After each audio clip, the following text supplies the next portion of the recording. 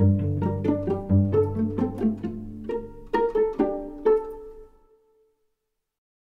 à tous et à toutes, alors j'espère que vous allez bien. Je vous retrouve aujourd'hui dans une nouvelle vidéo. Comme vous avez pu le voir, j'ai changé un petit peu de décor, mais je m'installe en fonction de la vidéo qui arrive juste après.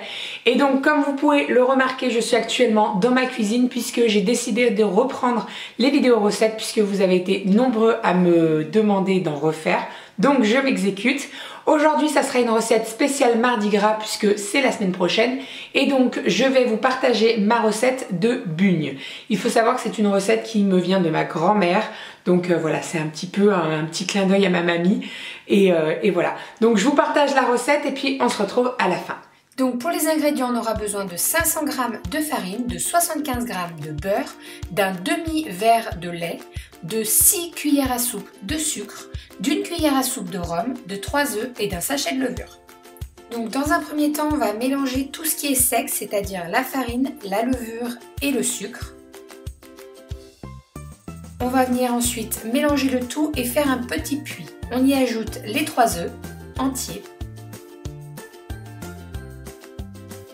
On mélange avec une cuillère en bois, on ajoute le lait, le rhum et on ajoute ensuite le beurre que moi j'ai fait fondre au micro-ondes.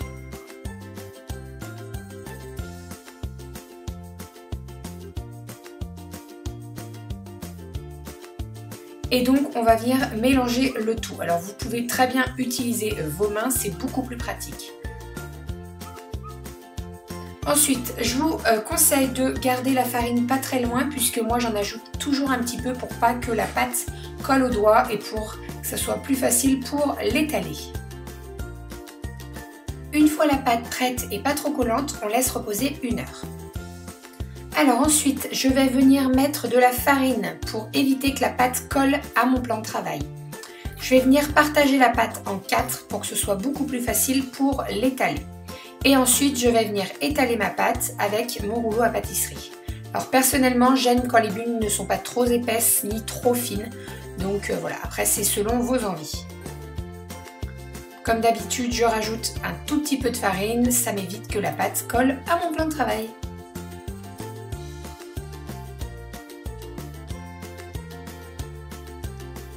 Ensuite, on va pouvoir découper les bugnes. Donc moi j'ai un petit couteau qui fait des petites dentelles, je ne sais pas comment ça s'appelle, mais voilà, je l'utilise à chaque fois.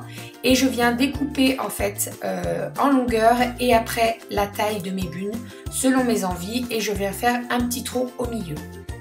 Et je rentre en fait l'un des morceaux de la bugne. Je ne sais pas si c'est bien clair, mais voilà, au moins vous avez l'esprit torsadé sur la bugne et j'adore ça.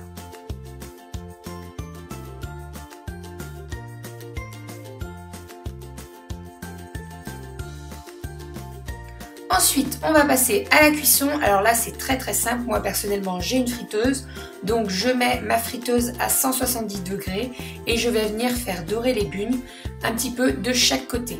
Après, c'est selon vos envies. Si vous aimez bien les bugnes bien blanches, et ben, vous les laissez moins longtemps. Si vous les aimez dorées, et ben, vous les laissez un petit peu plus longtemps. Moi, je trouve le juste milieu puisque trop doré, c'est pas très bon et trop blanche, c'est pas très bon non plus. Et bien sûr, je viens les faire égoutter, j'ai envie de dire, sur du sopalin pour enlever l'excédent d'huile. Restez toujours près de la friteuse puisque ça cuit très vite les bugnes et il ne faudrait pas que ça crame.